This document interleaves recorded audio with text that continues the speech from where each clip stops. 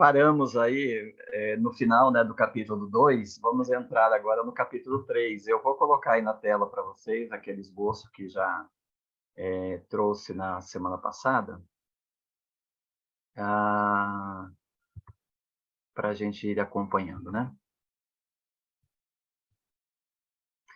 Tá dando para ver daí?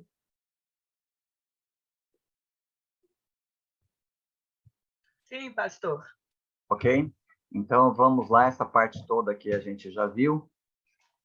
E a gente está lá no desenvolvimento, né? Então, vamos aqui ao desenvolvimento, estrutura e desenvolvimento.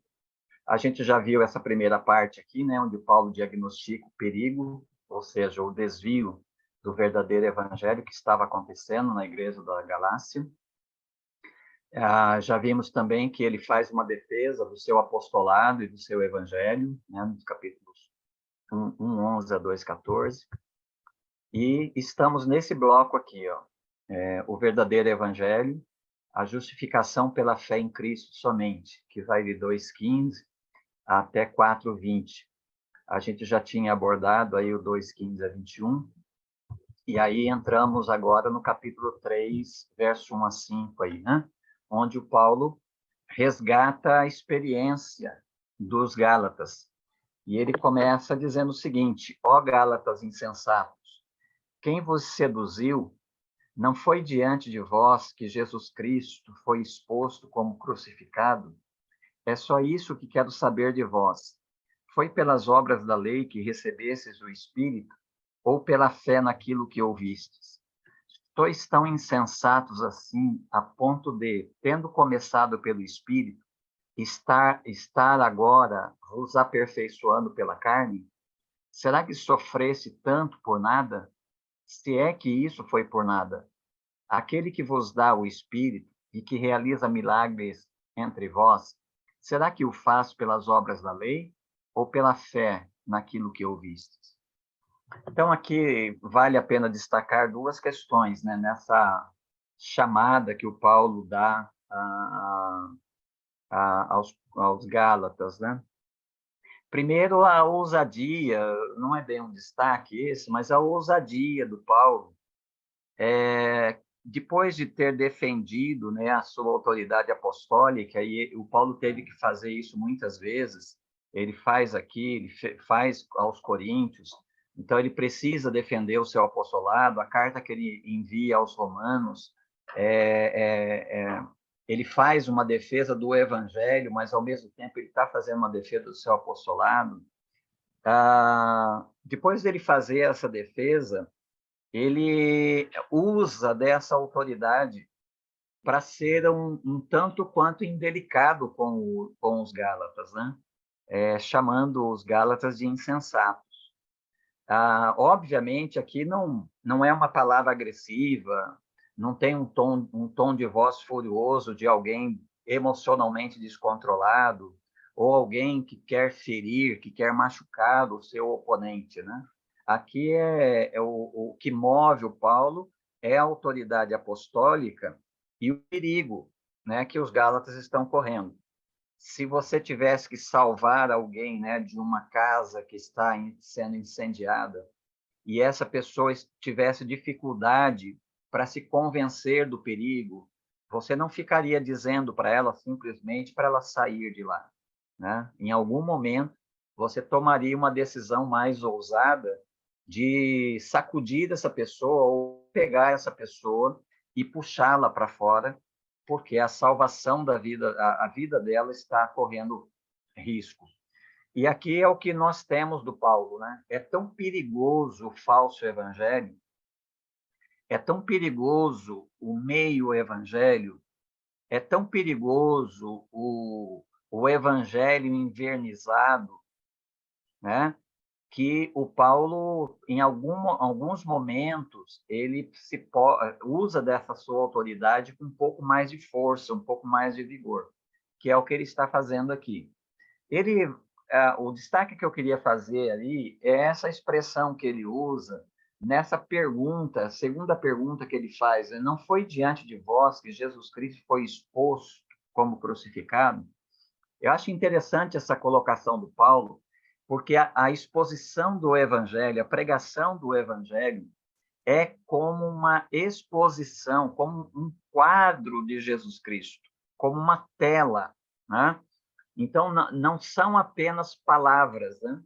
Enquanto está se expondo o Evangelho verbalmente, está se expondo o Evangelho, pregando o Evangelho, Cristo está sendo exposto, está sendo desenhado diante dos olhos dos ouvintes. Então, não é apenas uma questão auditiva, mas também uma visão.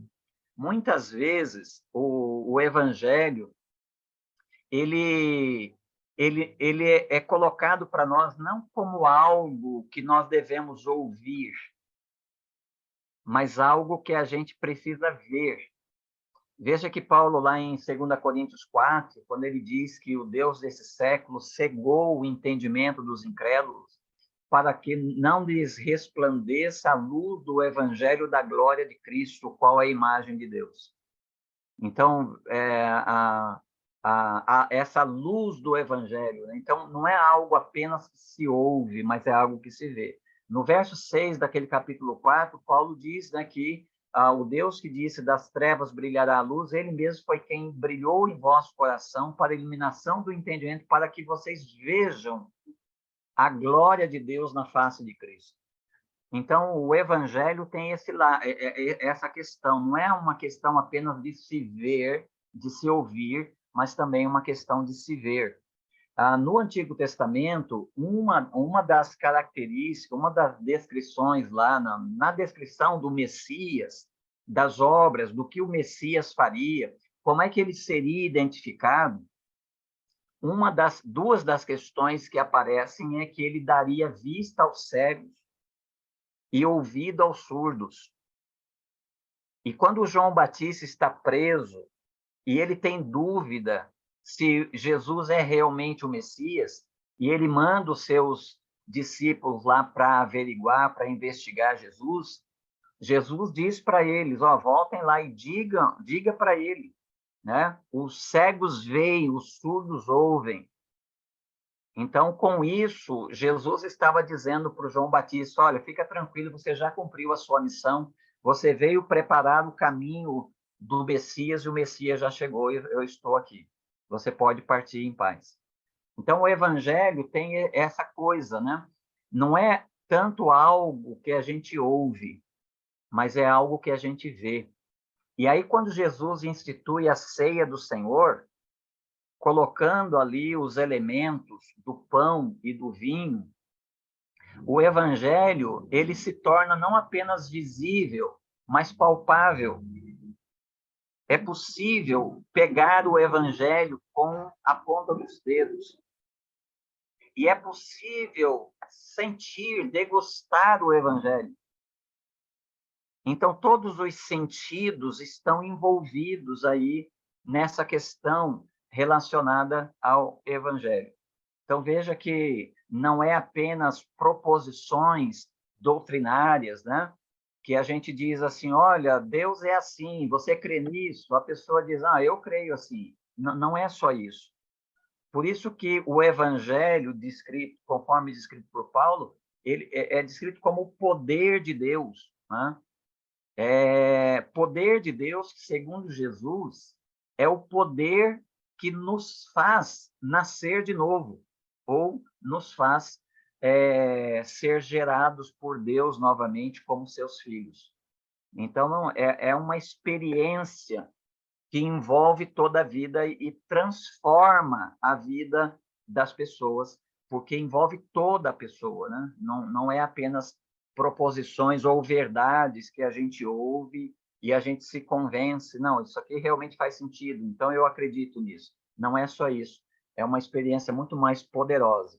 O Paulo continua falando aí que não só Cristo foi exposto diante dos olhos de vocês, mas ele diz também que o Espírito Santo foi dado e Deus realiza milagres entre vocês.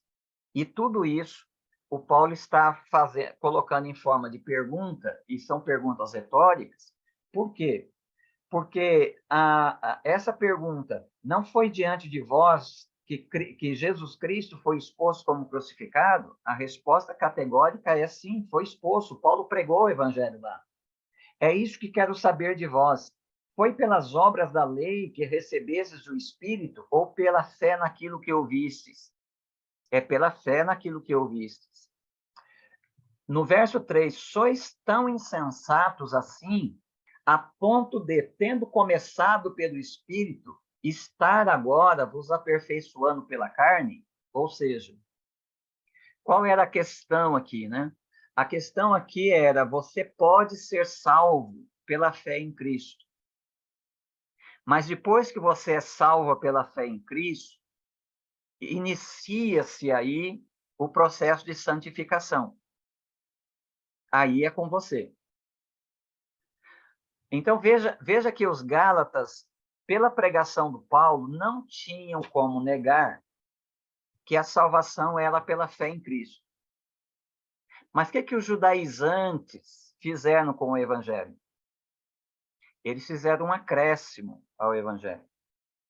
Eles falaram assim, ó, tudo bem, o Paulo pregou para vocês que vocês são salvos mediante a fé em Cristo somente. E está certo. Vocês foram salvos por crer em Cristo. Só que agora que vocês são salvos, como é que vocês vão fazer para crescer em Cristo? Como é que vai acontecer o processo de amadurecimento de vocês? Como é que vocês vão fazer para vocês crescerem em santidade? Aí entrou a outra cara do Evangelho, a distorção do Evangelho.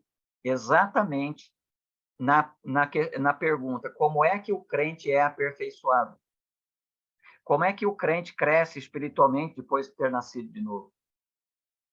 Os judaizantes fizeram uma proposta. Vocês precisam celebrar os rituais do judaísmo. Então, o evangelho dos judaizantes não eliminava Cristo. O problema do evangelho dos judaizantes era que era Cristo mais alguma coisa. Era Cristo mais os seus esforços. Era Cristo mais você guardar a lei. Era Cristo mais a circuncisão. Era Cristo mais guardar dias. E uma série de outras coisas que faziam parte dos cerimoniais da religião judaica. Então, Paulo está perguntando, vocês começaram pelo Espírito. Vocês são tão insensatos assim que, tendo começado pelo Espírito, agora são vocês que vão aperfeiçoar, ou seja, é pelo esforço da carne que vocês vão se aperfeiçoar. Lá em Filipenses 1:6, o Paulo escreveu, né? Aquele que em vós começou a boa obra, ele a aperfeiçoará até o dia de Cristo Jesus. Então, toda a obra da salvação é mediante a fé e é aplicada pelo Espírito na vida. Todas as coisas que envolvem o Evangelho é pela fé em Cristo, pela graça e por aplicação, por obra do Espírito Santo na vida dos crentes. Então, eles nascem de novo, gerados pelo Espírito, e eles são santificados progressivamente pelo Espírito. É isso que o Paulo está corrigindo aqui na experiência dos Gálatas.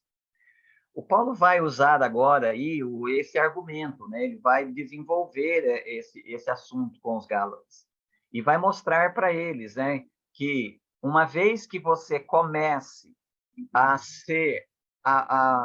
comece a acreditar que o seu aperfeiçoamento é feito pelo esforço da carne, é feito pelo ritual religioso, logo você está negando também o começo. Então, se Se a obra de Deus é do começo ao fim obra de Deus, se eu, então, disser que a segunda parte sou eu quem faço, então eu nego a presença da primeira parte. Então, em algum momento, ele vai misturar aqui que um evangelho adulterado, ele é menos do que o evangelho. Ele não é o evangelho. Um evangelho adulterado não pode fazer aquilo que só o evangelho pode fazer. É por isso que, em algum momento, aqui vai estar em xeque não o aperfeiçoamento dos Gálatas, mas vai estar em xeque a própria salvação dos Gálatas. Ele vai argumentar aí o seguinte: assim como foi com Abraão, que creu em Deus, e isso lhe foi atribuído como justiça. Veja, a salvação, o Paulo vem já dizendo desde 2,15 em diante, que o evangelho verdadeiro é o evangelho da justificação pela fé em Cristo somente, né? Aqui ele está dizendo que o Abraão, ele não foi salvo pela lei. O Abraão vem antes da lei, e ele foi chamado gratuitamente por Deus, e ele foi chamado simplesmente a crer no que Deus estava dizendo. E aqui ele está fazendo uma referência a Gênesis 15, verso 6, quando Deus confirma para o Abraão que vai fazer dele uma grande nação. E o texto ali diz, então, que o Abraão creu, né? E aquilo foi atribuído a Abraão como justiça, ou seja, na linguagem neotestamentária, como justificação. A justificação vem por meio da fé, né, em Deus, ou na promessa de Deus. Saber, então, que os da fé é que são filhos de Abraão. Se os Gálatas estão querendo dizer que eles são descendentes de Abraão, que eles são da linhagem de Abraão, eles não precisam se circuncidar. Porque o Abraão não foi salvo nem pela circuncisão e nem pela lei que veio 400 anos depois dele. Ele foi salvo pela fé. Então, se vocês querem dizer que vocês são filhos de Abraão, vocês são da linhagem de Abraão, então o que vocês precisam é apenas da fé que Abraão teve. E a Escritura, prevendo que Deus iria justificar os gentios pela fé, anunciou com antecedência a boa notícia a Abraão, dizendo: em ti serão abençoadas todas as nações. Gênesis 12, verso 3. Desse modo, os da fé são abençoados juntamente com Abraão, homem que creu. Então, a bênção da salvação vem a nós pela fé, por crer na promessa de Deus. E a promessa de Deus se fez carne e habitou entre nós. Então, crer em Jesus, crer na promessa de Deus, crer na salvação provida por Deus, é que realmente traz ou produz a nossa reconciliação com Deus. Desse modo, os da fé são abençoados juntamente com Abraão, homem que creu, pois todos os que estão das obras da lei estão debaixo de maldição. Veja a diferença. Eles queriam se identificar com a linhagem de Abraão. Para isso, eles queriam se circuncidar e cumprir a lei. Mas o Paulo está lembrando para eles que aqueles que estão debaixo da lei, aqueles que são das obras da lei, todos estão debaixo da maldição da lei. Eles não estão salvos. Eles estão debaixo da maldição. Pesa contra eles a maldição da lei. Por quê? Aí o Paulo faz uma citação antigo testamentária. Maldito todo aquele que não permanece na prática de todas as coisas escritas no livro dessa lei.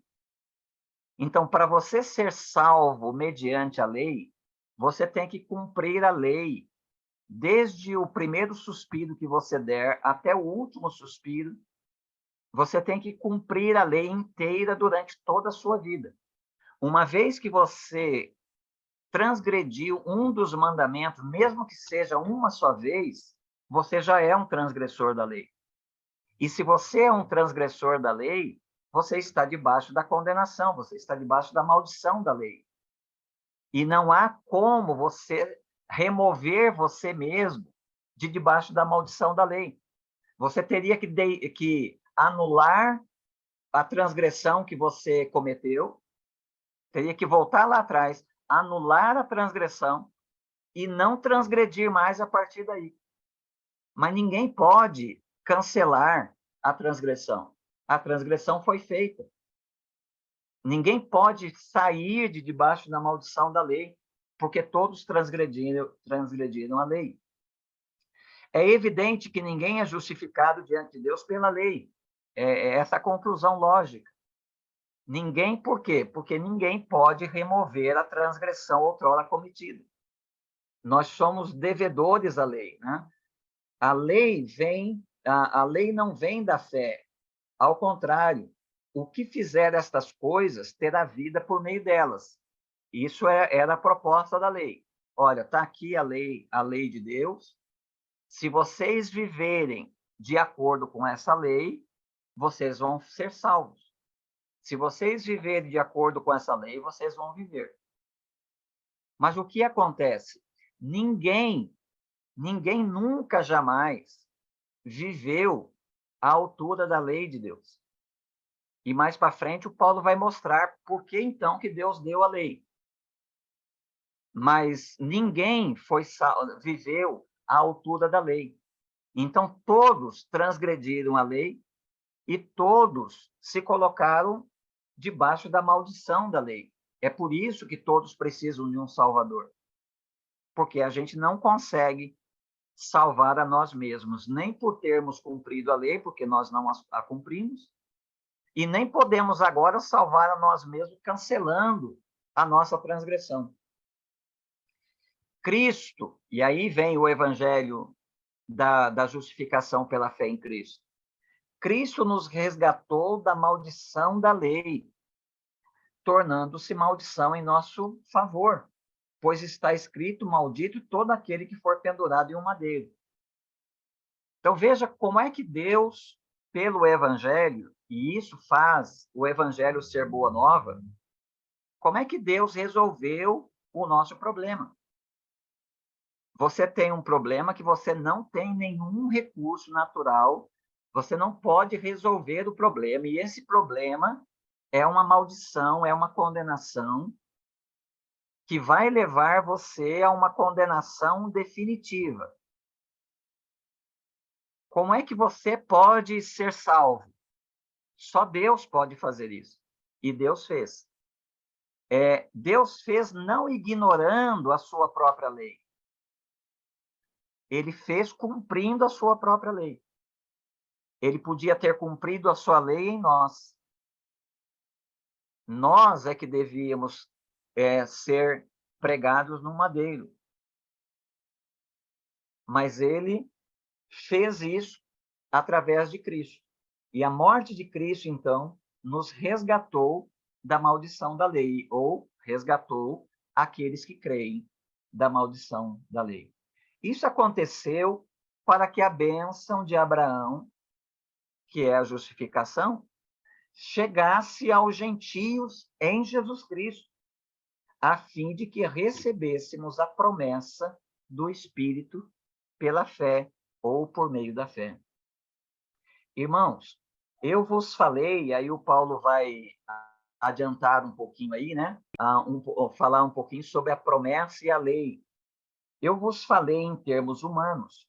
Embora feito por um homem, ninguém anula um testamento já validado, nem lhe acrescenta coisa alguma. O testamento aqui é uma outra linguagem para a promessa feita e cumprida por Deus. Assim, as promessas foram feitas a Abraão e a seu descendente. A Escritura não diz "e a seus descendentes", como se falasse de muitos, mas como quem se refere a um só, "e a teu descendente", que é Cristo. Então, Paulo pega lá o texto a promessa de Deus a Abraão, de dar a ele um filho, um descendente, diz que a promessa feita a Abraão vai ser transferida para o descendente, para o Isaac. E o Paulo aqui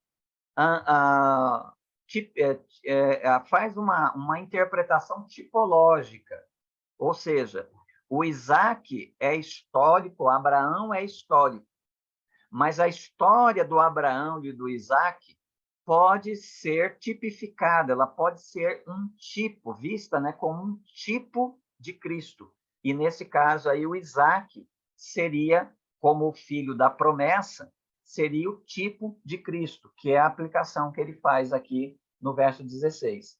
E eu afirmo, a lei que veio 430 anos mais tarde não anula o testamento, antes validado por Deus, cancelando a promessa.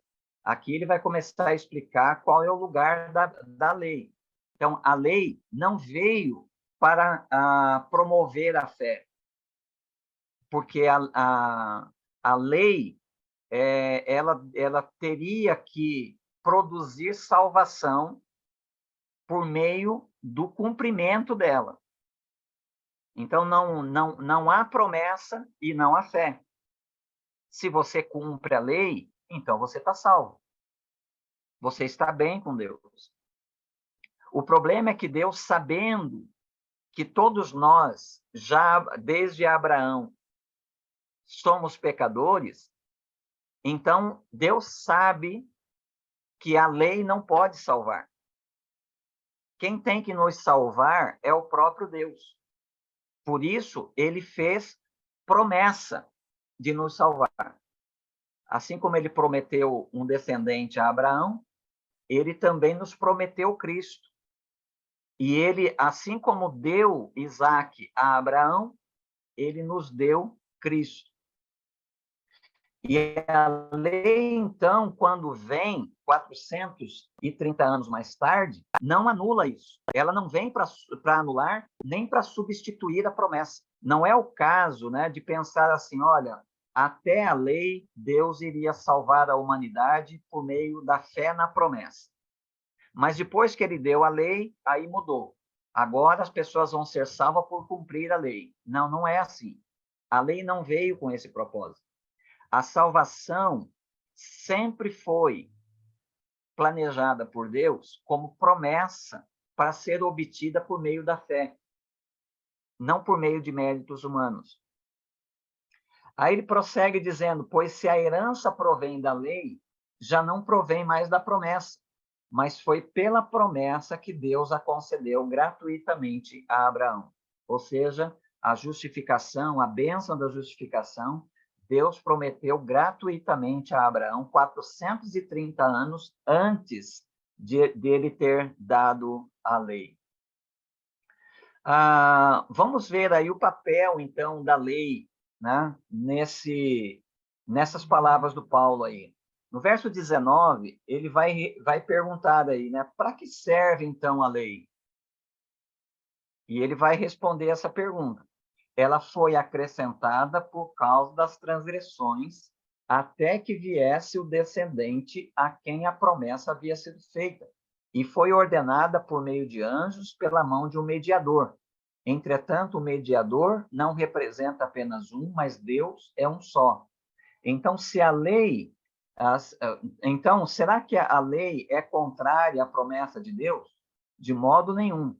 Pois se tivesse sido dada uma lei que pudesse conceder vida ou justificação, a bênção da justificação ou salvação, a justiça, na verdade, seria pela lei. Então, por que foi dada a lei? Se não é para salvar, por que ela foi dada para nós? O Tiago disse, né? Chamou a lei de espelho. Então, a lei, ela funciona para nós como um espelho que revela a nossa real condição espiritual. O Paulo, lá em Romanos, eu já trabalhei isso com vocês, lá em Romanos 7, ele diz que se não fosse pela lei, ele não saberia o que é cobiça. Ou ele não saberia que cobiça é pecado. Se a lei não dissesse, não cobiçarás. Então, a lei, ela foi dada não como um meio de salvação, embora ela pudesse salvar. Ela é poderosa para salvar. A fraqueza da lei para salvar não está nela. A fraqueza da lei para salvar está em nós, que já nos aproximamos dela endividados. Nós já nos aproximamos dela pecadores. Então, quando a lei é dada, a história de pecado da humanidade já vem desde Adão. Então, como é que vai se dar uma lei agora, por meio da qual as pessoas vão ser salvas, se essas pessoas, quando chegam para a lei, elas já estão endividadas? Elas já quebraram a lei. Lembra quando o Deus fez a aliança com os israelitas? E aí o Moisés subiu lá ao monte para pegar lá, receber da mão de Deus o texto da aliança. A aliança nem tinha sido efetivada. O Moisés ia descer com as tábuas da lei e depois ele iria realizar, efetivar a cerimônia da aliança. E Deus diz, desce lá que o povo já quebrou a lei. Ou seja, nós já nos aproximamos da lei endividados. Então, nesse sentido, embora pudesse dizer assim, olha, se você praticar tudo isso aí, você vai viver por meio disso. Porque a lei é poderosa para salvar, ela é justa. Ela revela a justiça de Deus. Mas a questão é que, quando eu já me aproximo da lei, eu já estou devedor. Então, qual é o propósito da lei? É revelar a minha dívida. Porque uma lei precisa me dizer que o que eu faço é pecado para eu conhecer pecado. Como é que eu vou conhecer o pecado se não houver uma lei que me diga o que é pecado?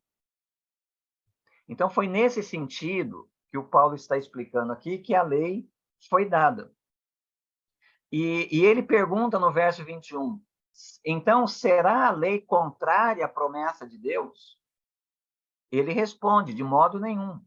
Pois se tivesse sido dada uma lei que pudesse conceder vida, a justiça, na verdade, a justificação, a salvação, na verdade, seria pela lei. Mas não vai ser assim.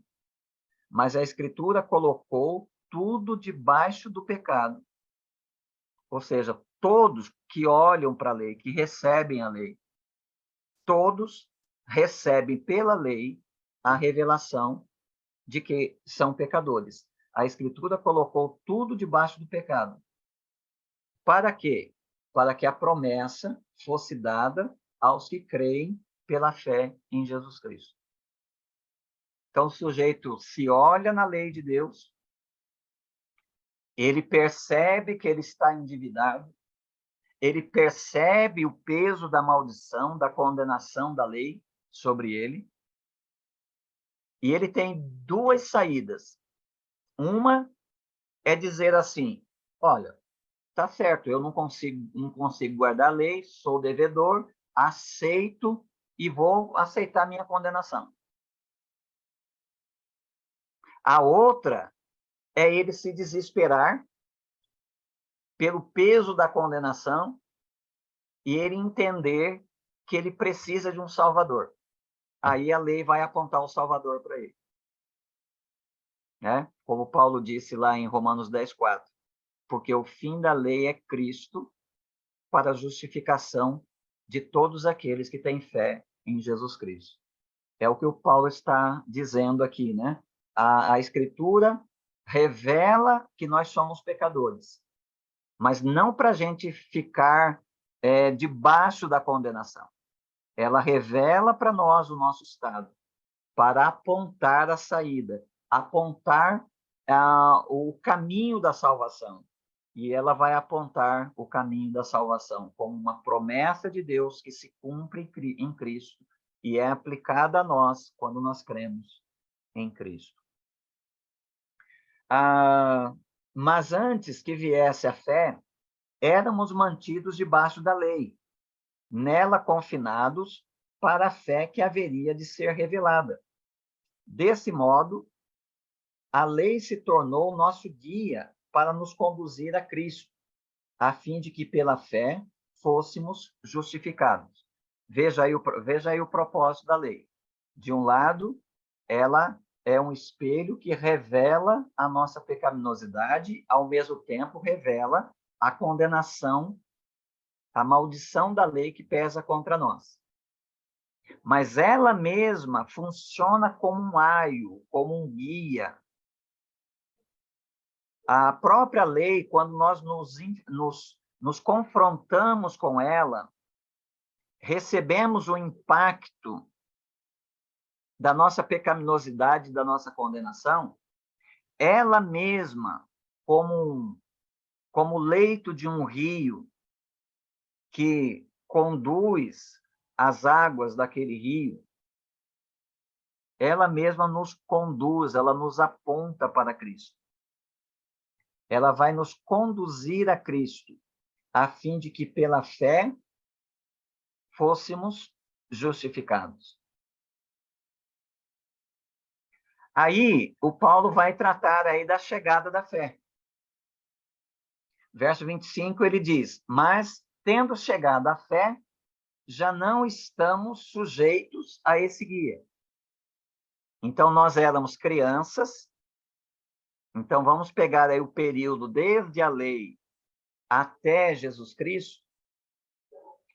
O Paulo vai chamar esse período aí do período da nossa infância. Porque a criança, ela precisa do adulto para dizer para ela, ó, faça isso, não faça aquilo. Ó, isso aqui está errado. Isso aqui está certo. Isso aqui você tem que fazer. Isso aqui você não pode fazer. Ó, cuidado, você vai fazer isso mesmo? Então, a lei funciona assim. Então, o Paulo diz que o período, desde a lei até a chegada da fé, é o período da infância. Mas, nesse período da infância, nós estávamos sendo preparados. Ou seja, no período da infância, a gente começa a tomar ciência da nossa pecaminosidade, até o ponto em que nós nos perguntamos, como é que eu saio disso? Como é que eu me livro disso? Como é que eu sou salvo disso? E aí, então, chega a fé que vai nos tornar adultos. E uma vez que a fé chegou, a gente não precisa mais desse guia, desse tutor. A gente não precisa mais de alguém dizer para nós, faz isso, não faz aquilo, faça assim, faça assado, que era uma maneira genérica de se referir aos pregadores da lei, né? O Paulo, lá em Colossenses, capítulo 2, ele diz assim, né? De um modo genérico, reproduzindo a pregação dos judaizantes, ele dizia assim, olha, se vocês morreram com Cristo e foram justificados com Cristo, por que vocês voltam ainda aos elementos rudimentares deste mundo, se colocando debaixo de leis tais como não proves, não toques, não manuseis? Então, uma série de gente dizendo para outras pessoas, olha, não toca nisso, ó, não faz aquilo, não faz assim, faz assado, ó, você tem que ser assim, você tem que ser assado. Essa é uma maneira geral de se referir à pregação dos judaizantes. Mas que o Paulo está dizendo que uma vez que chegou a fé, você não precisa mais disso. Você não precisa mais desse guia, desse tutor, porque você se tornou adulto. Então, ele prossegue aí dizendo assim, pois todos sois filhos de Deus pela fé em Cristo Jesus. Porque todos vós que em Cristo fostes batizados, vos revestistes de Cristo. O batismo aqui é um símbolo de confirmação da chegada da fé. Então, uma vez que você creu em Cristo, você foi revestido de Cristo, de modo que, a partir daí, não há judeu nem grego, não há escravo nem livre, não há homem nem mulher, porque todos vós sois um em Cristo Jesus. E se sois de Cristo, então sois descendência de Abraão e herdeiros conforme a promessa. Veja que aqui o Paulo fecha essa argumentação que ele começou lá no verso 6. Que lá no verso 6 ele começa: assim foi com Abraão, que creu em Deus e isso lhe foi atribuído como justiça.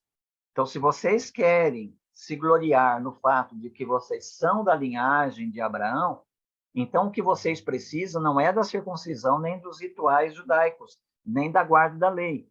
O que vocês precisam é da fé que Abraão teve, porque o Abraão foi abençoado com a justificação por meio da fé, e não por meio da circuncisão, nem da guarda da lei. Então, se sois de Cristo, sois descendência de Abraão e herdeiros conforme a promessa. Como é que é essa vida adulta, né, na fé?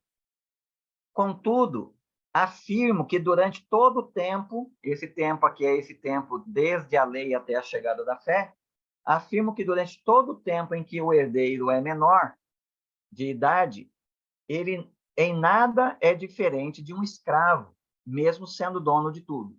Aqui o Paulo está fazendo uma referência clara aos israelitas, que, embora eles pertencessem a Deus, nesse período aí da lei, eles eram crianças, eles eram menor de idade. Ele em nada é diferente de um escravo.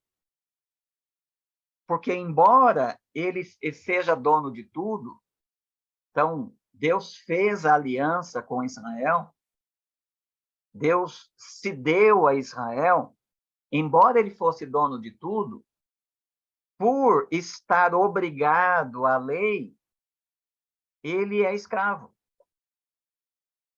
Ele é dono de tudo, mas ele não é diferente de um escravo, porque ele está debaixo de tutores dizendo para ele, ó, faz isso, faça aquilo, não faz assim, faz assado. Mas está sujeito a tutores e administradores até o tempo determinado pelo pai.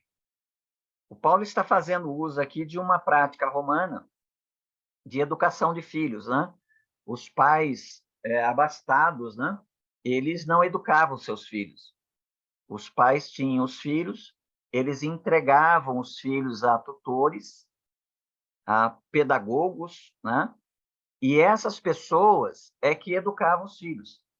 Então, essas pessoas que ensinavam, essas pessoas que educavam a criança, e só devolvia a criança já formada para o pai quando ela se tornava adulta. Então, Paulo está fazendo uso desse costume aí muito comum nos dias dos seus leitores, dizendo para eles que o menor de idade está sujeito a tutores e administradores até o tempo determinado pelo pai.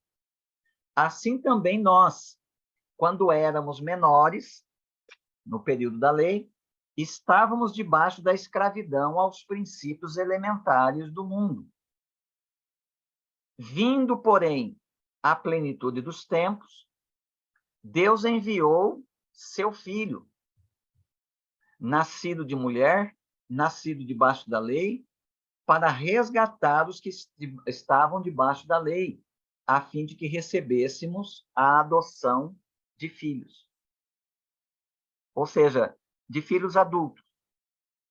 Então, até agora, muito embora, de alguma forma, os israelitas pertencessem ao pai, eles foram entregues a tutores e administradores, que aplicavam a eles os princípios básicos, os princípios elementares do mundo. Mas chegou a fé, chegou o filho maduro, o filho mais velho. E uma vez que ele chegou, agora vocês não estão mais debaixo dessas coisas. Vocês foram resgatados de debaixo dessas coisas.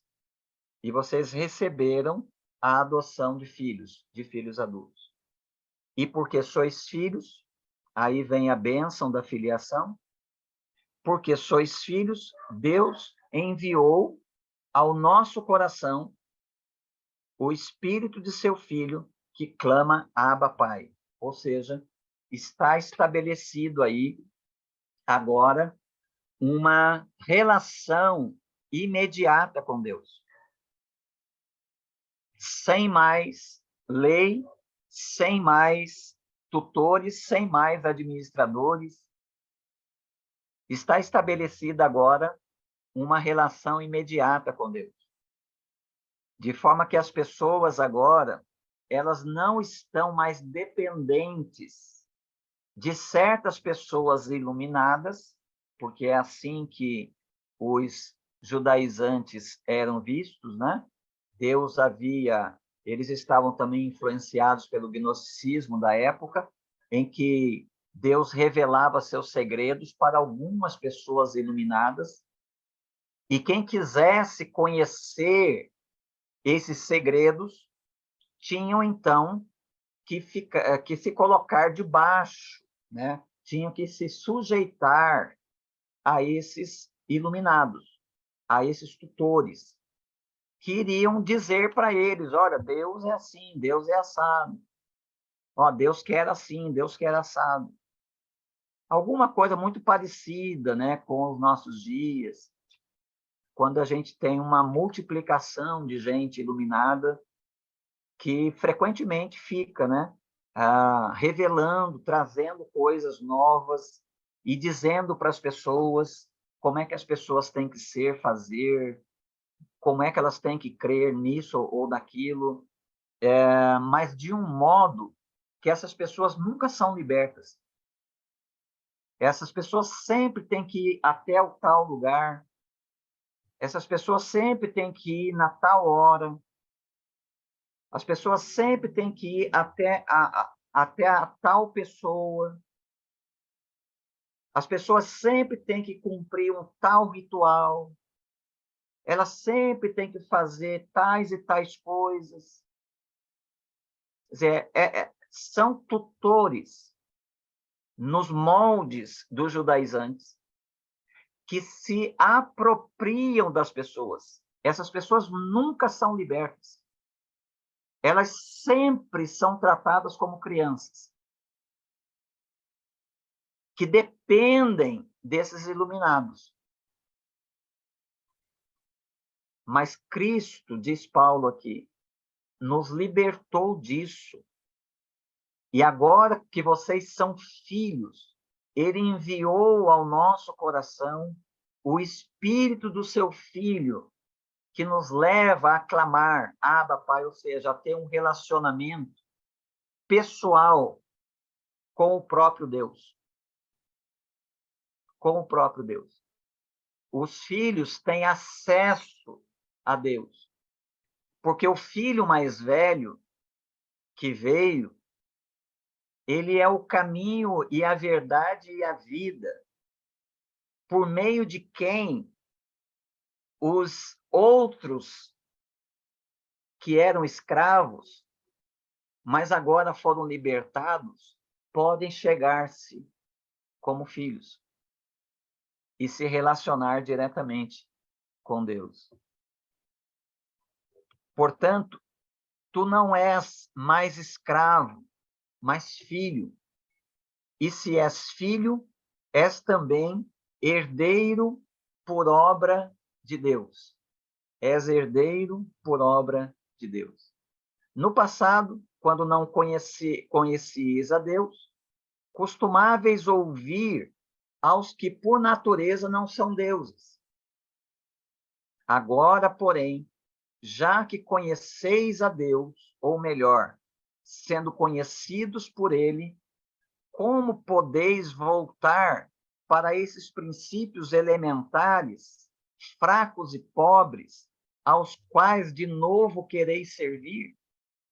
Como é que um escravo que ganhou a liberdade, que agora pode ter a sua própria identidade, pode ter a sua própria história. Como é que ele vai querer voltar a viver da forma como ele vivia na escravidão?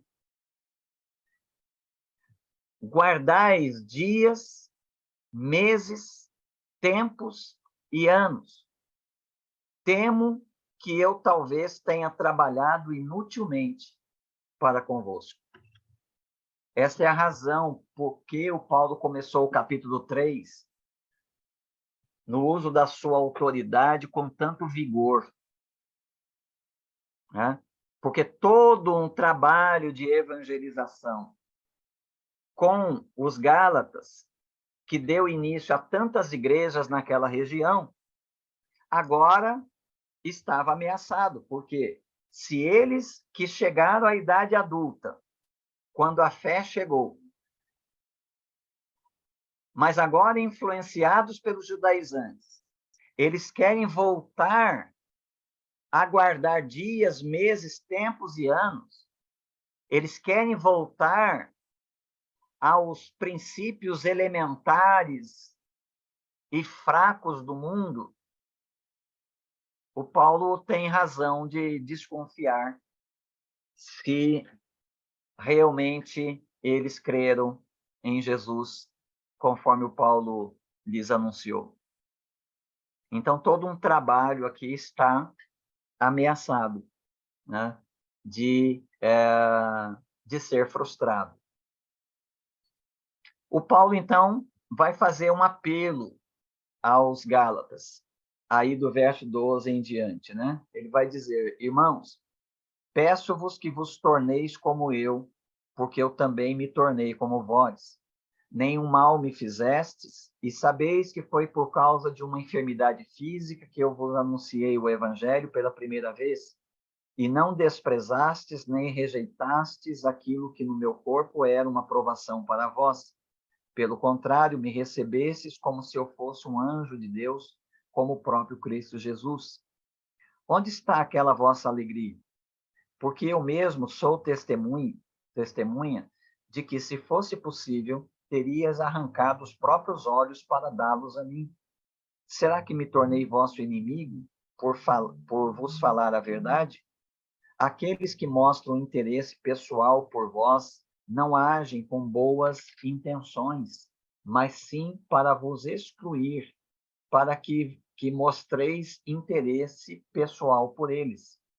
É bom ser sempre objeto de interesse pessoal, e não só quando estou presente convosco, meus filhinhos, por quem sofro de novo dores de parto, até que Cristo seja formado em vós. Bem que eu gostaria de agora estar presente convosco e mudar o tom da minha voz, pois estou perplexo a vosso respeito. A gente não sabe, né, dessa história aqui que o Paulo está contando, em que circunstâncias o Paulo chegou até lá. Ele diz que foi por uma enfermidade, né? Quase que por um acaso, né? Foi por uma enfermidade que ele acabou chegando até a região dos Gálatas. Essa enfermidade física, a gente não sabe do que se trata, mas era algo que podia ser repugnante, né? Algo que podia fazer as pessoas quererem ficar longe. Mas não foi isso que aconteceu. Apesar de ser assim a gravidade da enfermidade, eles acolheram Paulo e eles amaram Paulo tanto que o Paulo diz que eles teriam arrancado os próprios olhos para tê-los dados ao Paulo. Então houve realmente assim uma recepção do evangelho, uma alegria pelo evangelho, e eles se tornaram muito gratos ao esforço paulino de Paulo de chegar até eles com essa boa notícia, né? Mas agora o Paulo está perguntando se o trabalho dele, se essa alegria inicial toda não foi em vão. O que o Paulo está fazendo nessa carta aqui é expressado por essa metáfora que ele usa, né? eu estou nesta carta sofrendo as dores de parto. Ou seja, eu estou tentando gerar vocês de novo. Porque se vocês se desviaram daquele evangelho inicial que vocês receberam por obra do Espírito, se vocês se desviaram, então, o que eu estou fazendo agora, a necessidade que eu tenho agora, é de gerar vocês outra vez. Então, não há um meio de remendar o evangelho. Ou o evangelho ele é aceito tal como ele é, como promessa de Deus, recebida mediante a fé em Jesus Cristo, e a vida que daí decorre, o progresso dessa vida, é nesse mesmo pé, é por promessa e por confiança continuada na obra de Deus, na obra do Espírito. Se nos afastamos disso, negamos o início disso. E o Paulo está dizendo, olha, eu estou aqui sofrendo as dores de parto, tentando gerar vocês outra vez, porque eu desconfio que eu trabalhei inutilmente entre vocês quando eu estive aí. É grave a situação dos Gálatas. E isso traz aí para o Paulo um sentimento muito pesado, né? Que ele está compartilhando aqui nessas palavras. Deixe-me abrir um espacinho aí para perguntas, dúvidas, questões que vocês tenham aí. Alguma coisa?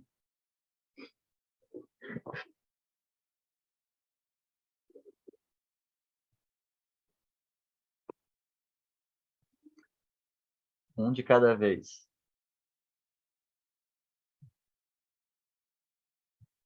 Tá tudo certo aí?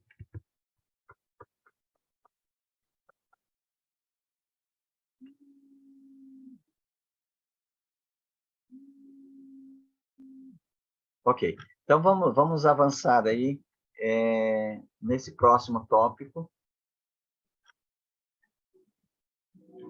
Só um instantinho, meu telefone está tocando, vou passar aqui para mais. Opa, atende o menino aqui para mim. Retorna para ele, que ele ligou agora. Fala que eu estou em aula. Pergunta se há alguma coisa urgente. Ok. Então, nosso próximo tópico aí vai de 4:21 até 5:26 e vai tratar aí dos efeitos do verdadeiro evangelho na vida, né? O Paulo vai voltar agora, ele já usou o método tipológico aí, que a gente já viu, agora ele vai usar o método alegórico. O método alegórico ele pode ser usado nas escrituras, tanto que o Paulo vai utilizá-lo aqui, né? O problema do método alegórico é quando a gente alegoriza, né, as escrituras de um modo a tentar extrair das escrituras segredos escondidos nelas. Então, o que o Paulo vai fazer daqui é uma alegoria. Ele vai indicar que, de fato, os personagens que ele vai citar aí correspondem a uma outra realidade. Então, ele vai fazer essa alegoria. Mas quando a gente usa, né, o método alegórico nas escrituras, isso é muito ruim, porque a gente acaba tomando aqueles textos, narrativas históricas, que a gente tem dificuldade, ou poesias também, que a gente tem dificuldade de entender com a razão, e aí a saída é alegorizar. Por exemplo, o livro de Cantares de Salomão é um livro que descreve, né, o amor entre um homem e uma mulher no casamento. Então, você tem ali descrições, né, de uma relação sexual. E muitas pessoas têm muita dificuldade de achar que um texto com esse conteúdo fosse adequado estar entre livros inspirados, né? livros que falam de coisas celestiais. Então, qual é a saída? É alegorizar. Como é que a gente alegoriza o Cantares? A gente fala que aquilo ali é uma alegoria que trata do amor de Cristo pela igreja. Então, o homem ali não é um homem, é Cristo, que o autor está antecipando aquilo que a gente sabe no Novo Testamento, que é o amor de Cristo por sua noiva, que é a igreja. Mas a pergunta que a gente tem que fazer é se os leitores originais entenderam isso, né? Se eles tinham essa compreensão. E, obviamente, não tinham. Então, se não tinham essa compreensão lá, então eu estou tentando extrair do texto algo que o texto não está me dando. E esse é o problema do excesso do método alegórico. Mas aqui o Paulo vai aplicar. Em alguns outros momentos de outras cartas, ele também destaca, né, aí o método alegórico. A gente precisa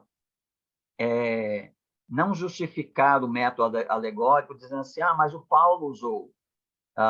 Eu não posso justificar isso porque aqui eu estou lendo algo de um apóstolo de Cristo. Então, muitas vezes, nas cartas paulinas e de outros apóstolos, nós vamos ver citações do Antigo Testamento com aplicações que, se nós fôssemos ler, a gente olha, não tem nada disso aqui. Mas eles viram algo lá. Só que eles são apóstolos de Cristo. Eles têm autoridade ao ponto de que seus ensinos, seus conteúdos são inspirados pelo Espírito Santo, o que não é nosso caso. Então, eu preciso usar o método alegórico apenas nos limites que a própria Escritura me permite utilizarmos. Aqui, então, no verso 21 até o 31, o Paulo vai falar aí da escravidão. Sim? Pastor? Sim. A Val fez uma pergunta, quando o pastor fez menção à alegoria do livro de Cantares, se era o livro de sabedoria e se era um livro dos apócrifos. Então, eu acho que o pastor podia responder para ela. Ela fez no grupo. Eu não estou tendo acesso aqui. Mas eu posso... Pode reproduzir, por favor, irmã Marta? Tá, eu achei aqui, peraí. Achou, né? Seria o livro Sabedoria dos Apócrifos? Não. Esse livro de sabedoria aí é um apócrifo. O Cantares, não. O Cantares é canônico. Porque esse livro de sabedoria é Sabedorias de Salomão, é um apócrifo. Não é Cantares de Salomão. Entendi. Desculpa, era essa a dúvida, se era o mesmo livro ou se eram livros diferentes. Não, esse daqui existe, só que ele é apócrifo. Ele aparece nas escrituras do Antigo Testamento, mas na Bíblia Católica, né? Que tem aqueles acréscimos que a própria Igreja Católica não considera canônico, mas chama de deuterocanônicos, né? Um cânon à parte do cânon realmente oficial. Sim, a dúvida era se esse Cantares era o mesmo livro da sabedoria. Não. Mas já entendi, são livros diferentes. Tem sabedorias, isso. Ok. Obrigada. Então, aqui nesses versos seguintes, o Paulo vai tratar aí da escravidão e da liberdade. E ele vai usar, então, esse método alegórico, né? Ele vai dizer aí, dizei-me vós que quereis ficar debaixo da lei. Não ouvis a lei? A lei aqui não é a lei de Moisés, assim, os 10 mandamentos.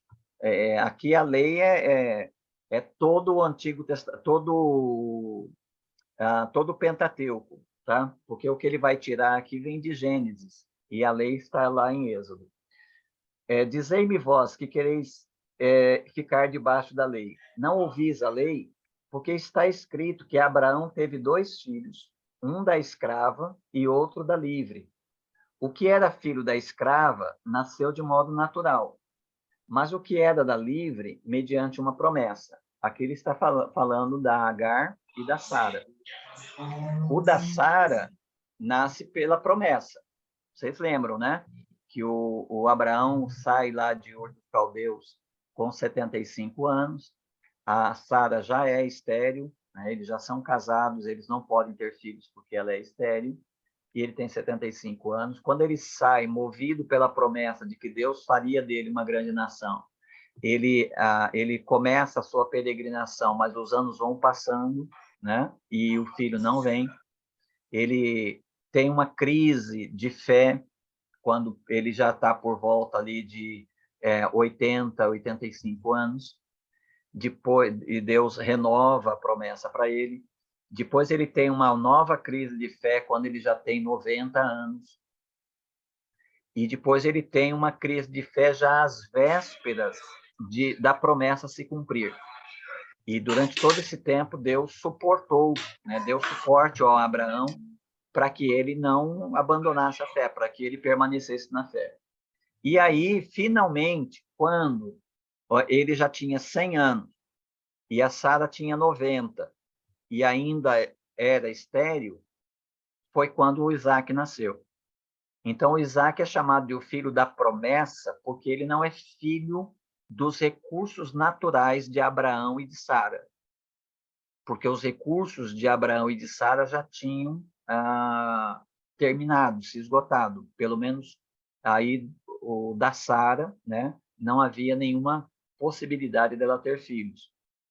Mas o Isaac nasce. Então, quando o Isaac nasce, ele é o filho da promessa, porque ele é filho de Deus, e não filho do vigor natural de Abraão e de Sara.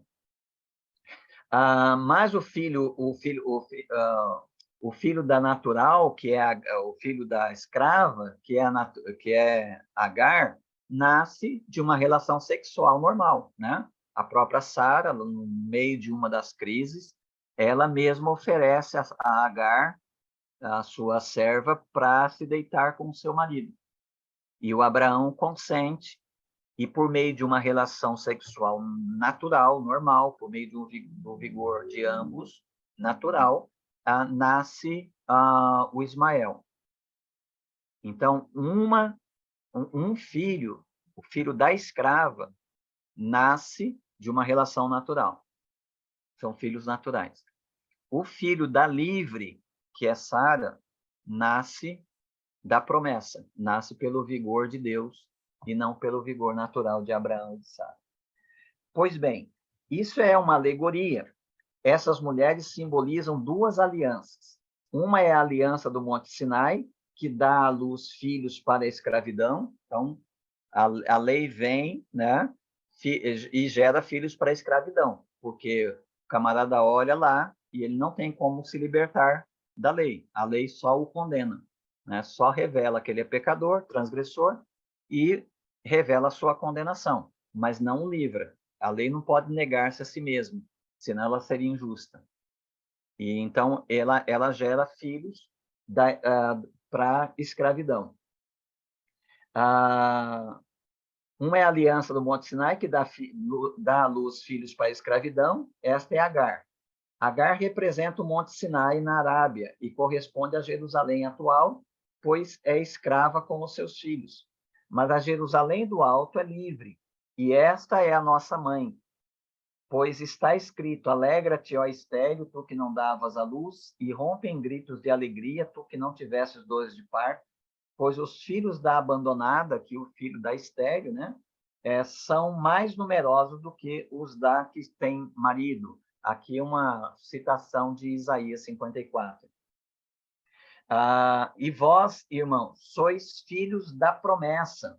Ele já tinha terminado lá, né, o capítulo 3, a sua argumentação no capítulo 3, dizendo que vocês são descendência de Abraão e herdeiros conforme a promessa. Aqui ele está reforçando isso, dizendo: e vós, irmãos, sois filhos da promessa, à semelhança de Isaac. Ou seja, vocês não nasceram do vigor natural de vocês. E vocês nem vão se aperfeiçoar na fé pelo vigor natural de vocês. Então, vocês foram salvos por obra do Espírito. E o aperfeiçoamento que vai se seguir na vida de vocês também é obra do Espírito, mediante a fé naquilo que vocês ouvem, né? Entretanto, como naquele tempo que nasceu de modo natural, que é o Ismael, perseguia o que nasceu segundo o Espírito, que é o Isaac, assim também acontece agora. Aqui o Paulo está dizendo que esses judaizantes aí, eles dizem que eles são descendentes de Abraão, só que eles são descendentes de Abraão via Ismael.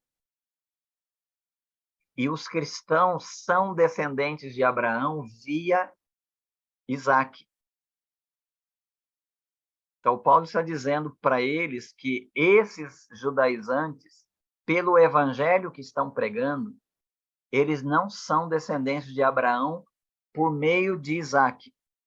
Eles podem ser descendentes de Abraão, mas por meio de Ismael. Assim como houve inimizade entre Ismael e os seus descendentes, e Isaac e os seus descendentes, agora, na era da igreja, também há. Então, os judaizantes são inimigos da cruz de Cristo. Eles são inimigos do evangelho. Eles são inimigos dos descendentes de Abraão via Isaac. Eles são inimigos dos que não nasceram espiritualmente por seu próprio vigor, por seu próprio desempenho, né? Eles nasceram pelo vigor de Cristo, pela obra de Cristo na cruz. Mas o que diz a Escritura? Expulsa a escrava e seu filho, pois de modo algum o filho da escrava será herdeiro juntamente com o filho da livre. O que o Paulo está sugerindo aqui, né?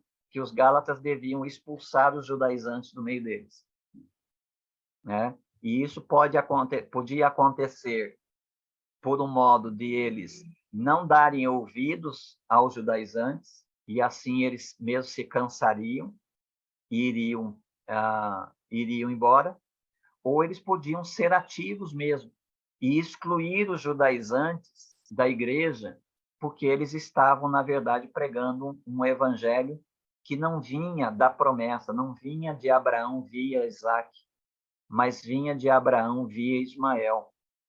Então, não dá para habitar junto, né? Não dá para chamar de cristão aqueles que pretendem terem sido salvos por si mesmos ou de pretenderem salvarem-se a si mesmos, né? Os cristãos são distintos, porque eles são salvos, mas eles foram salvos por Deus, através de Cristo, mediante a fé. Portanto, irmãos, não somos filhos da escrava, mas livre, né? Então, Paulo termina aí o seu argumento entre essa questão, né, da escravidão e da liberdade. Aí, nos primeiros versos do capítulo 5, até o verso 12, ele vai falar da liberdade cristã. Até agora ele falou, né, da falsa liberdade, tentando se impor sobre a verdadeira liberdade. E agora ele vai falar da verdadeira liberdade, que é a liberdade daqueles que estão em Cristo. Para a liberdade foi que Cristo nos libertou. Portanto, permanecei firmes e não vos sujeiteis novamente a um jugo de escravidão. Paulo está dizendo que eles não devem se sujeitar a esses judaizantes, né? A esses administradores e tutores que querem mantê-los escravos, né? Eles não devem se sujeitar novamente a um jugo de escravidão. Eu, Paulo, vos declaro que Cristo de nada vos servirá se vos deixar de circuncidar. Ou seja, circuncisão aí não é apenas uma questão física. Circuncisão aí é um sinal físico que confirma um tipo de fé. A circuncisão, segundo pregada pelos judaizantes, confirma que o tipo de fé que se tem é a fé pelas obras. Não, o tipo de salvação que se tem é pelas obras, não é pela confiança na obra de Cristo. Então, não é um simples, um simples ritual físico, mas é uma declaração de um tipo de salvação. Assim como o batismo em nome de Jesus é um evento físico, né, visível, mas ele testemunha um tipo de salvação. Uma salvação que acontece na minha morte, na morte de Cristo, e na minha nova vida, na ressurreição de Cristo. E outra vez, declaro solenemente a todo homem que se deixa circuncidar que ele fica obrigado a cumprir toda a lei. Ora, se ele se colocar debaixo da lei de novo, ele se coloca também debaixo da maldição da lei. Vós, que vos justificais pela lei, estáis separados de Cristo, caístes da graça. Mas nós, pelo Espírito, mediante a fé, aguardamos a justiça que é a nossa esperança, a justificação que vem mediante a fé em Cristo. Porque em Cristo Jesus, nem a circuncisão, nem a incircuncisão vale coisa alguma, mas sim a fé que atua pelo amor. Corrieis bem, quem vos impediu de obedecer à verdade? De novo aqui, um puxão de orelha nos Gálatas. Vocês começaram pelo Espírito. Por que agora vocês estão querendo se aperfeiçoar pelas obras da carne, da lei? Quem vos convenceu a agir assim não vem daquele que vos chama. Com um pouco de fermento, toda a massa fica fermentada. Quanto a vós, confio no Senhor que não pensareis de outra forma, mas aquele que vos perturba, seja quem for, sofrerá condenação. Eu, porém, irmãos, não, se continuo pregando a circuncisão, porque ainda sou perseguido, nesse caso, o escândalo da cruz estaria aniquilado. Veja que interessante aqui, irmãos. O que o Paulo está colocando aqui é que os judaizantes falsamente acusavam Paulo de ele estar pregando a circuncisão. E aí o Paulo diz, se eu estou pregando a circuncisão, por que eu estou sendo perseguido? Se Isaac e Ismael são adversários, se Ismael ou os ismaelitas sempre perseguiram o filho da promessa e os seus descendentes, então, se eu estou pregando de acordo com Ismael, eu não deveria estar sendo perseguido. Mas a perseguição sofrida por Paulo era notória, era conhecida. A perseguição que o Paulo sofria era a perseguição dos judaizantes.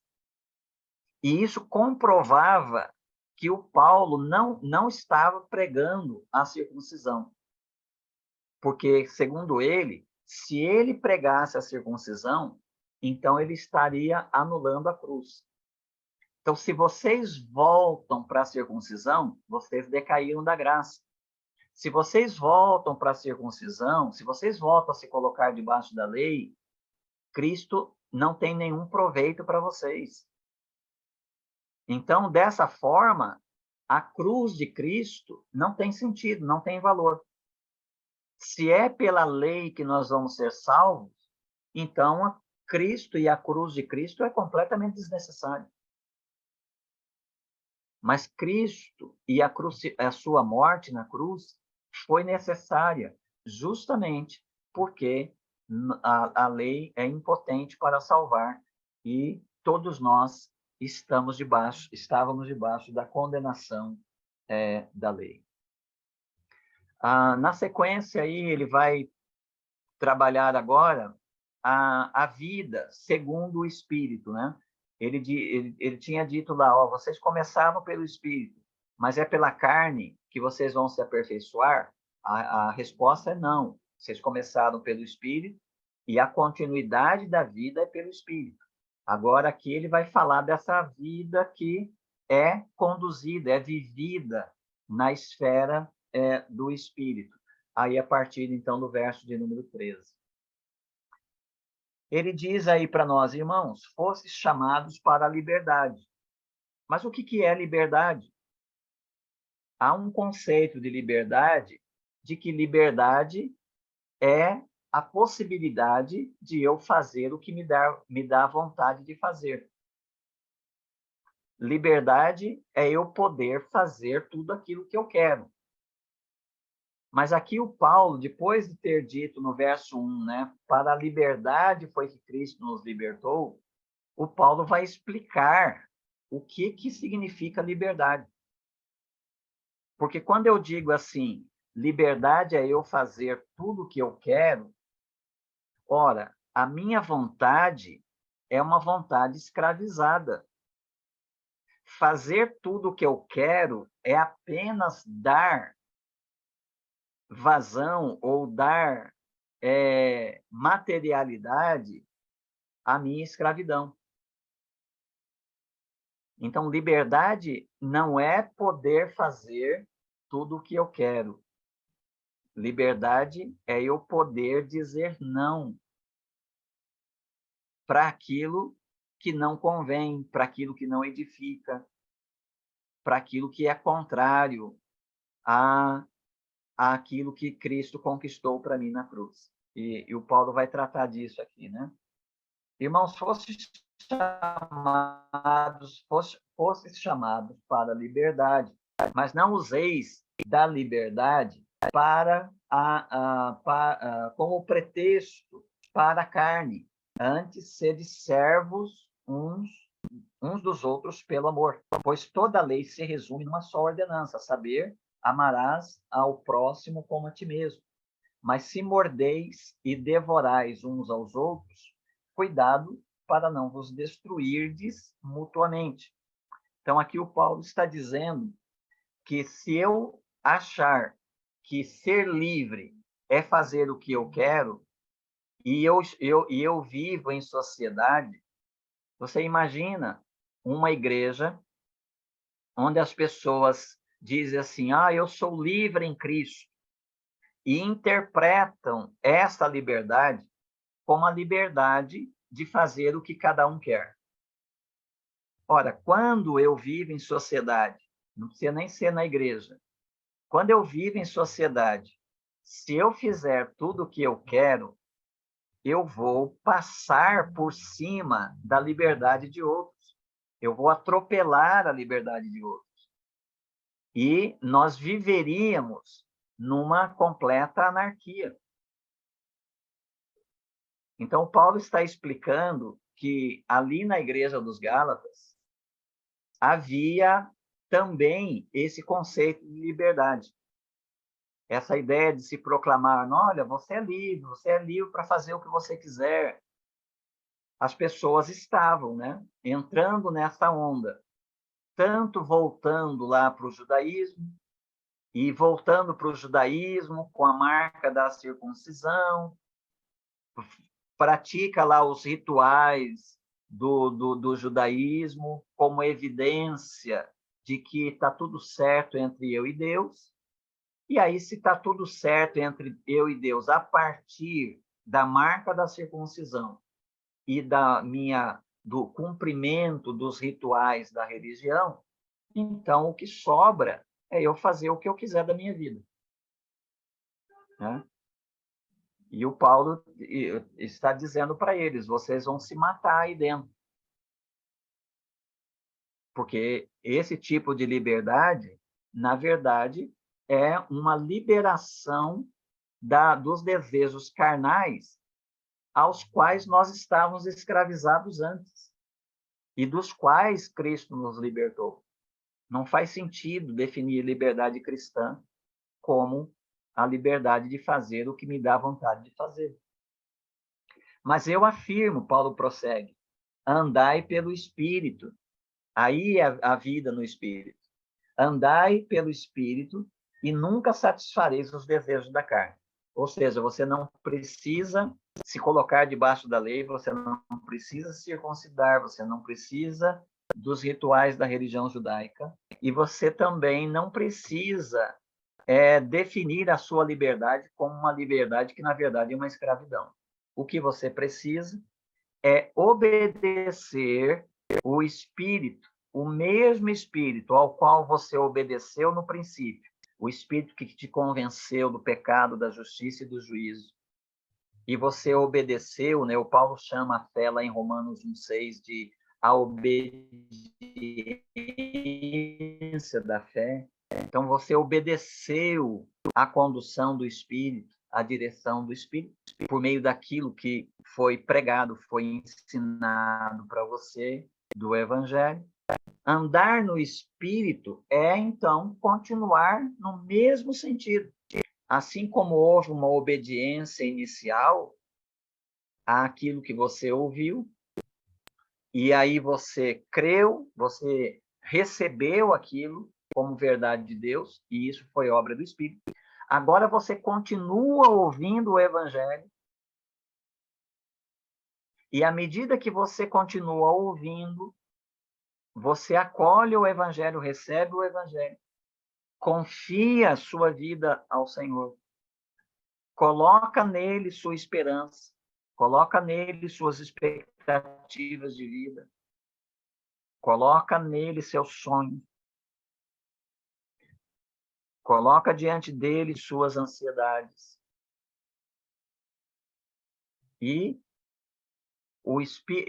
por obra do Espírito, essa fé vai crescendo, vai amadurecendo, e assim nós vamos frutificando. Essa fé vai se tornando cada vez mais frutífera. Porque a carne luta contra o Espírito, isso não é uma tarefa fácil, há uma luta ainda espiritual em nós, porque a carne luta contra o Espírito, e o Espírito contra a carne. Eles se opõem um ao outro, de modo que não conseguis fazer o que quereis. Mas se sois guiados pelo Espírito, já não estáis debaixo da lei. E aí o Paulo nomeia o que se produz, né, quando nós estamos debaixo da lei. Se produz as obras da carne. E ele nomeia algumas delas aí, né, que elas são evidentes. A imoralidade, impureza, indecência, idolatria, feitiçaria, inimizades, rivalidades, ciúmes, ira, ambição egoísta, discórdia, partidarismo, inveja, bebedeiras, orgias e coisas semelhantes a estas, contra as quais vos previno, como já vos preveni antes, os que as praticam não herdarão o reino de Deus.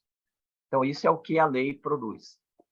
A lei, ela revela o inferno que nos habita. A lei mostra ou provoca os monstros que habitam dentro de nós. Né? E o que ela faz? Ela não pode fazer nada. Ela só revela e só desperta. Né? Mas o que o Espírito faz? O Espírito vai produzir os frutos, o fruto espiritual em nós. O fruto aqui aparece no singular. Então, o fruto aqui é o amor. Então, qual é o fruto do Espírito? É o amor. Paulo já falou lá atrás, né? Andai pelo amor, que atua pelo amor. Ame ao seu próximo como a ti mesmo. Então, o fruto que cresce na vida do crente, desde o seu novo nascimento até o seu aperfeiçoamento em santidade, o fruto que cresce é o amor. E esse amor, ele se manifesta com qualidades de caráter. E aí, então, ele diz que esse fruto, que é o amor, ele se manifesta em alegria, paz e paciência. Ele se manifesta em benignidade, bondade e fidelidade. E amabilidade e domínio próprio. Essa é uma descrição do amor. Parecida com a descrição do amor lá de 1 Coríntios 13. Mas é uma descrição do amor.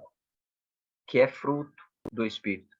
Veja que quando a obra de Deus começou em nós, o Paulo disse lá em Romanos 5:5, que o amor de Deus foi derramado em nosso coração pelo Espírito Santo que nos foi dado. Esse Espírito Santo continua trabalhando. Ele que em vós começou a boa obra, ele a aperfeiçoará. Ele continua trabalhando em nós. E esse amor, ele vai sendo amadurecido em nós. E ele vai, como uma rosa com várias pétalas, né? Ele vai se evidenciando, ele vai se manifestando. E as formas da sua expressão são essas formas que o Paulo colocou aí, né? E ele continua dizendo que contra essas coisas não existe lei. Quem está vivendo no Espírito não está em dívida com a lei. Não existe lei no sentido assim. Ele está completamente livre dos aspectos condenatórios da lei de Deus. Porque, na verdade, o Espírito está aplicando a lei na vida dele. Não na questão da letra da lei, como os judeus gostavam de observar, mas o espírito da lei está sendo aplicado e desenvolvido na vida desses crentes. Os que são de Cristo Jesus crucificaram a carne juntamente com suas paixões e desejos. Se vivemos pelo Espírito, andemos também sob a direção do Espírito. Não nos tornemos orgulhosos, provocando uns aos outros e tendo inveja uns dos outros. Ou seja, todas essas questões que estão presentes nas obras da carne que se evidenciam por essas qualidades tristes, né? Ok. Pastor, Pauzinho aí, pergunta, sim. Quando, assim, no versículo 22, quando o pastor falou, o pastor disse que o fruto do Espírito é amor. E eu sempre entendi que aqui tinha, assim, na minha leitura, né? Uhum. Que é amor, aí tem vírgula, alegria, paz, paciência. Então, eu sempre imaginei que o fruto do Espírito, embora seja um único, né? Mas ele tem todas essas qualidades. Mas eu não entendia que, assim, é o amor, mas esse amor aqui que está colocado da forma como está escrito, pelo menos na minha versão, dá a impressão que é uma sequência, né? Assim, são algumas qualidades desse fruto, né? Assim, que são algumas coisas que você lê assim, mas o fruto do Espírito é amor, alegria, paz, paciência, amabilidade, bondade, fidelidade, mansidão e domínio próprio. Então, eu queria só entender isso, se esse amor que está aqui, o tudo mais está agregado ou se o amor aqui é uma das fatias aí desse fruto do Espírito. Se a gente interpretar o fruto do Espírito como cada uma dessas coisas, dessas qualidades, então o texto teria que nos apresentar a expressão fruto do Espírito no plural. Mas ele aparece no singular. Então, aqui, o fruto do Espírito é o amor. E esse amor, as demais qualidades são como esse amor se expressa, né? Como ele se visibiliza, né? Como é que ele é visto? Como é que eu sei, por exemplo, que uma pessoa tem o fruto do Espírito, amor? Como é que eu sei que uma pessoa tem o amor de Cristo no coração dela, né? Então, aqui é quase que uma definição, uma explanação do significado do amor. Como é que ele se visibiliza? Então, em uma pessoa onde o fruto do Espírito, que é o amor, está visível, então esse fruto se visibiliza por meio da alegria, paz, paciência, benignidade, bondade e fidelidade, amabilidade e domínio próprio. Então, assim, não são os frutos do Espírito, mas o fruto do Espírito. E aí, o fruto do Espírito é o amor. E esse amor se visibiliza através dessas 8 qualidades. Tá bom? Quando a gente pensa nisso, né, a gente pode pensar que em uma ou mais dessas visibilidades do amor, talvez a gente esteja atrasado, ou talvez a gente esteja em falta, né? De alguma forma, esse fruto do Espírito, que é o amor, ele está presente em nós. Da mesma forma que os dons espirituais também estão presentes em nós. Mas tem crentes que passam a vida sem saber que os têm. Não é? Há muitos crentes que não sabem, não descobriram os dons do Espírito. Ou eles até acham que eles não têm dom espiritual nenhum, que é teologicamente impossível de concordar. Então, todo crente tem recebido pelo menos um dom espiritual. E esse dom espiritual vai se manifestar no meio do corpo de Cristo na forma de serviço. Mas tem aqueles crentes que não vão saber. Da mesma forma, o amor, esse fruto do Espírito, ele está presente em nós. Mas como a carne luta contra o Espírito, é possível que esse fruto fique escondido. É possível que ele não seja desenvolvido. Então, é possível ver crentes com pouquíssima visibilidade desse amor na vida. Né? Mas por que isso? Primeiro, porque a luta da carne contra o espírito pode ofuscar a visão, ofuscar o entendimento da presença desse fruto. Também há a questão de, muitas vezes, faltar ensino bíblico sobre isso aos crentes. E também, às vezes, há uma certa indiferença dos crentes por não considerarem certos assuntos das Escrituras importantes. Então, isso pode ficar escondido ou subdesenvolvido. Mas a verdade é que todos nós, assim como nós temos os dons espirituais e precisamos descobri-los e aplicá-los e aperfeiçoá-los, né? Os dons devem ser aperfeiçoados com o passar do tempo, assim também o fruto do Espírito já está em nós. Porque, como eu mencionei agora há pouco, né, Romanos 5,5, diz que o amor de Deus está derramado em nosso coração. Né? E foi feito isso quando nós recebemos o Espírito Santo. Então, esse amor, que é fruto do Espírito, ele precisa ser desenvolvido. E à medida que o crente vai crescendo espiritualmente, ele vai, então, tornando esses aspectos aí do amor, do fruto, mais visível, mais perceptível em sua vida.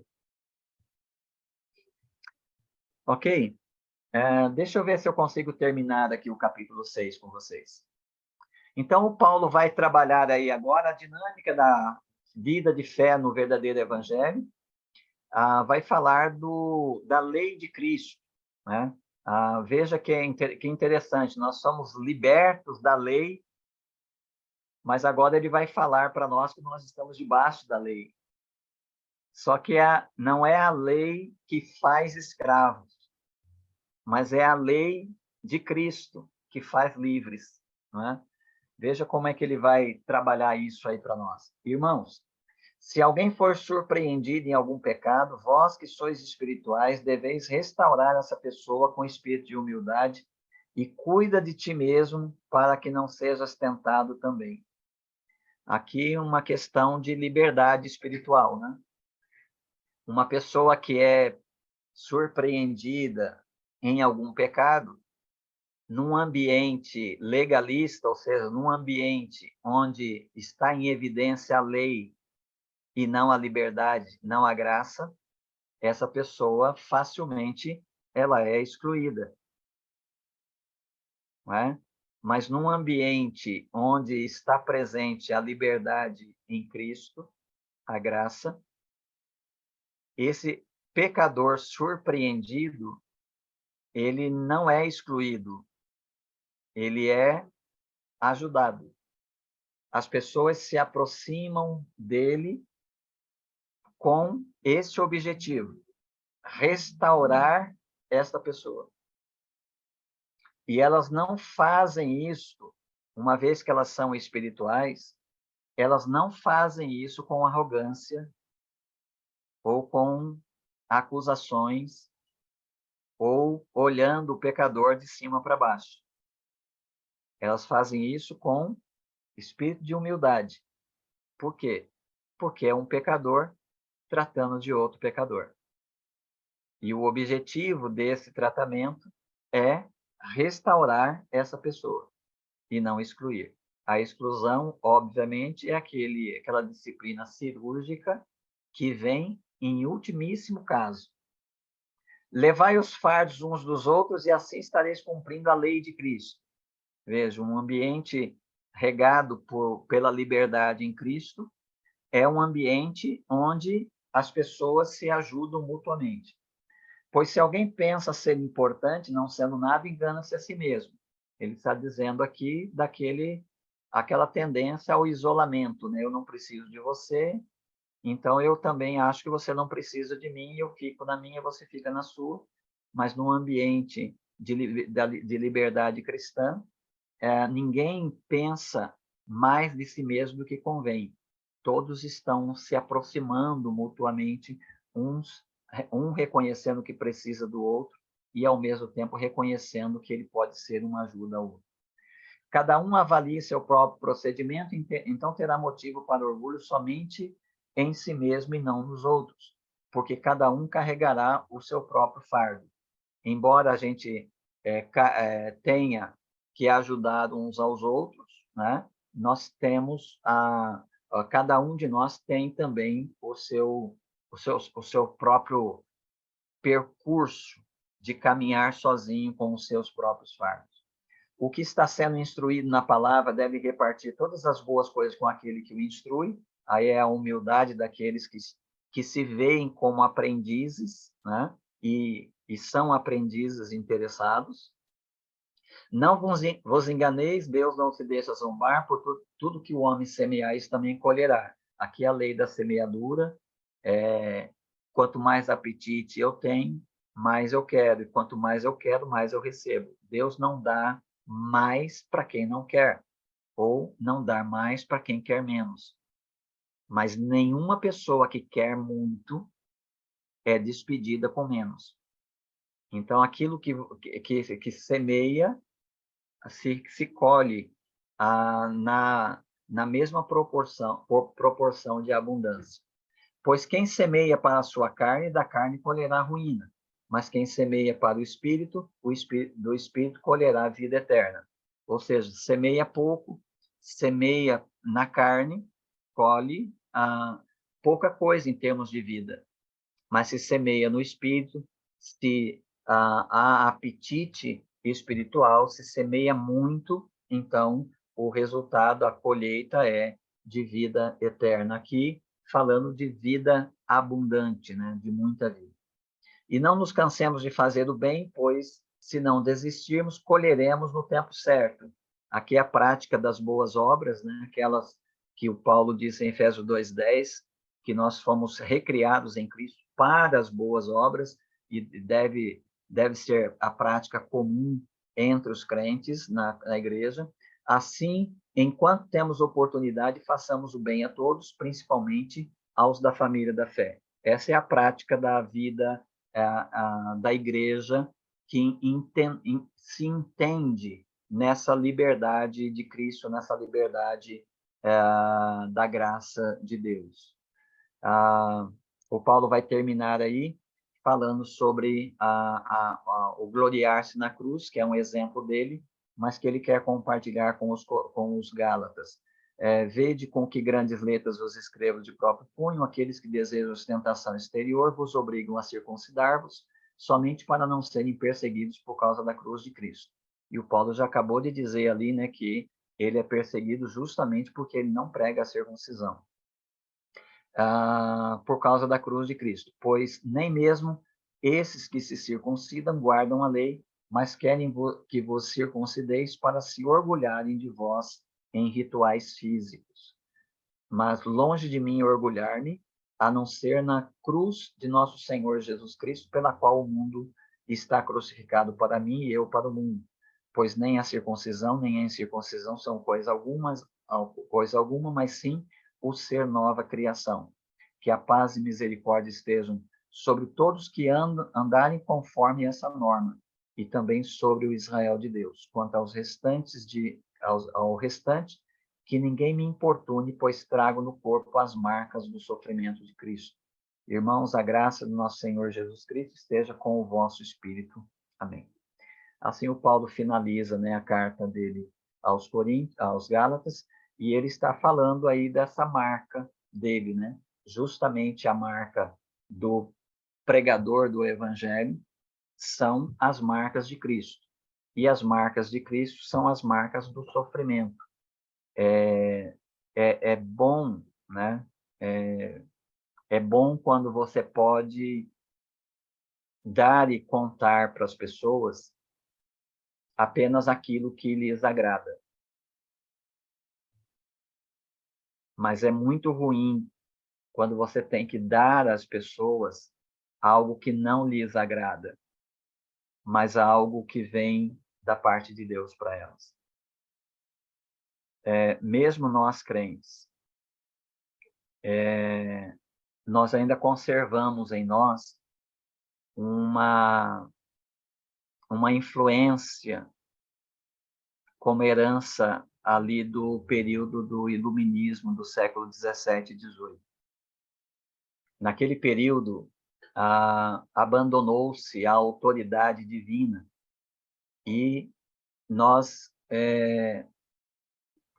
endeusamos, deificamos a razão. Aí, como cada um de nós tem uma razão, então exacerbou-se o individualismo. Então, cada pessoa passou a se ver não mais como um coletivo, mas passou a ver-se como um indivíduo que tem direitos, mais direitos do que deveres, e que tem uma liberdade para fazer da vida dele o que ele quiser. Ora, a partir daí nasce a morte de Deus. Porque Deus agora é desnecessário. Porque eu mesmo sei o que eu faço com a minha própria vida e eu não admito que ninguém, além de mim mesmo, diga para mim o que eu devo fazer ou o que eu não devo fazer. Eu quero ser o Senhor da minha própria vida. Isso é a essência do pecado. Mesmo nós convertidos, nós ainda temos um pouco dessas trevas em nós. Então, mesmo para crentes, pregar o evangelho não é fácil. Quando nós pregamos o evangelho, são aquelas partes do evangelho que são agradáveis, a tendência é as pessoas nos amarem. Mas quando nós pregamos aquelas partes do evangelho que pretendem corrigir, instruir e conduzir pelo caminho da justiça, aí nós podemos ser perseguidos e muito, muito maltratados, mesmo por crentes. Deus abençoe, meus queridos. Eu volto na segunda-feira com Efésios com vocês.